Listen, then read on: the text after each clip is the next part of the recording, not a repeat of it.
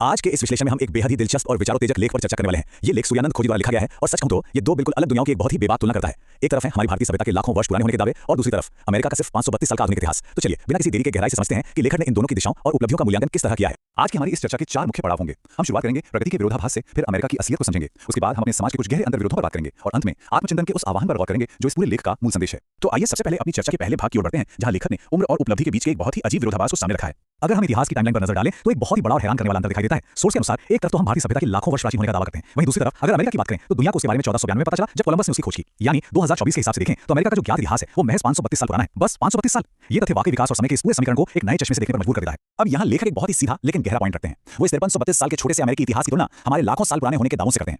गौर करने वाली बात यह है कि इतने कम समय में ही अमेरिका आज एक ग्लोबल सुपर पावर बन चुका है। इतनी बड़ी महाशक्ति कि आज अमेरिकी राष्ट्रपति को दुनिया का प्रथम नागरिक तक माना जाने लगा है। जरा सोचिए, एक तरफ हमारी सदियों पुरानी विरासत है और दूसरी तरफ केवल कुछ ही सदियों में हासिल किया गया उनका यह वैश्विक प्रभुत्व। अमेरिका की इस निर्विवाद सफलता और बेजोड़ तरक्की को देखते हुए लेखक एक काफी तीखी टिप्पणी करते हैं। उनका यह तर्क है कि बिना किसी ठोस आधुनिक वैज्ञानिक या वैश्विक उपलब्धि के महज प्राचीन होने के दावों के आधार पर हम शायद सिर्फ एक कागजी विश्वगुरु कहलाने के ही योग्य हैं। ये एक ऐसा बयान है जो सीधे तौर पर सिर्फ अतीत के गौरव पर टिके रहने की हमारी आदत को चुनौती देता है। और इसी तीखी तुलना से जन्म होता है आज के सबसे बड़े और अहम सवाल का, आखिर ऐसा क्यों है? इतने लंबे और गौरवशाली इतिहास के बावजूद आज के समय में विकास का इतना बड़ा अंतर क्यों है? इस क्यों का जवाब तलाशने के लिए चलिए अपनी चर्चा के दूसरे भाग में चलते हैं और अमेरिका की सफलता की वास्तविकता पर एक निष्पक्ष नजर डालते हैं। सोर्स में एक बहुत ही रोचक और शायद कुछ लोगों को चुभने वाला तर्क दिया गया है।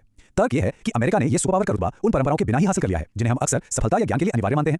मतलब अमेरिका में कोई संस्कृत नहीं पढ़ता, ना ही वहां वेदों का ज्ञान लिया जाता है, उनके पास जीवन का मार्ग दिखाने वाले कोई ब्राह्मण गुरु नहीं है और ना ही वहां गौ पूजा का कोई विधान है। उनकी सारी बड़ी उपलब्धियां किसी भी जटिल धार्मिक कर्मकांड के बिना ही पूरी हो जाती हैं। लेखक आगे ये भी स्पष्ट करते हैं कि अमेरिका मुख्य रूप से एक ईसाई बहुल देश है। वहां भारतीय संस्कृति की तरह राम या कृष्ण जैसे पारंपरिक देवी देवताओं की पूजा नहीं होती, लेकिन फिर भी वो वैश्विक मंच पर लगातार पनप रहा है और दुनिया का नेतृत्व कर रहा है। यहाँ लेखक का इशारा इस बात की ओर है कि आधुनिक युग में विश्व स्तर पर प्रगति करने के लिए शायद ये सभी परंपरागत अनुष्ठान कोई अनिवार्य शर्त नहीं है। अब अमेरिका से ध्यान हटाकर लेखक हमें वापस अपनी तरफ देखने को कहते हैं। तो चलिए हम भी अपनी चर्चा के तीसरे भाग की ओर बढ़ते हैं, जहां हमारे समाज के कुछ बहुत ही गहरे अंतर्विरोधों यानी कॉन्ट्रडिक्शंस को उजागर किया गया है। यहाँ सोर्स ने एक बहुत ही बड़ा विरोधाभास सामने रखा है। अगर हम दुनिया के विकसित देशों और महाशक्तियों को देखें तो वहाँ खुले तौर पर बीफ यानी गोमांस खाया रहा है और उस पर कोई रोक नहीं है। इसके बिल्कुल उलट भारत में हम गाय को माता मानते हैं, उसकी पूजा करते हैं। लेकिन विडंबना देखिए, इसी देश में बड़े बड़े कत्लखाने भी मौजूद हैं और मजे की बात तो ये है कि कुछ ऐसे राजनेता भी हैं जो खुद इसका सेवन करते हैं। ये कथनी और करनी का एक ऐसा विरोधाभास है जिसे चाहकर भी नजरअंदाज नहीं किया जा सकता। इस राजनीतिक विरोधाभास की गहराई को समझाने के लिए लेखक ने सीधे तौर पर 250 करोड़ रुपए के उस आंकड़े का जिक्र किया है जिसने कुछ समय पहले काफी सुर्खियां बटोरी थी।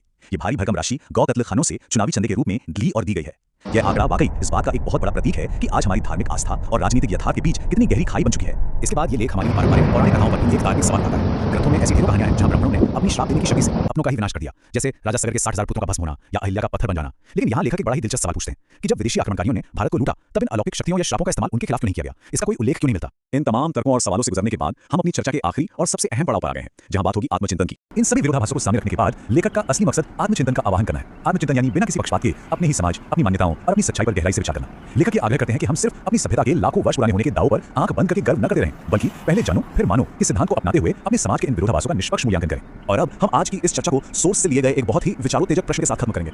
आधुनिक महाशक्तियों की इस तूफानी रफ्तार और हमारे अपने समाज के भीतर पल रहे इन गहरे विरोधाभासों को देखने के बाद क्या वाकई प्रगति के लिए सिर्फ हमारे प्राचीन दावे काफी हैं, या अब समय आ गया है कि हम अतीत के गौरव से बाहर निकलकर एक सच्चा और निष्पक्ष सामाजिक आत्मचिंतन करें? ये एक ऐसा सवाल है जिस पर हम सभी को गंभीरता से विचार करना चाहिए।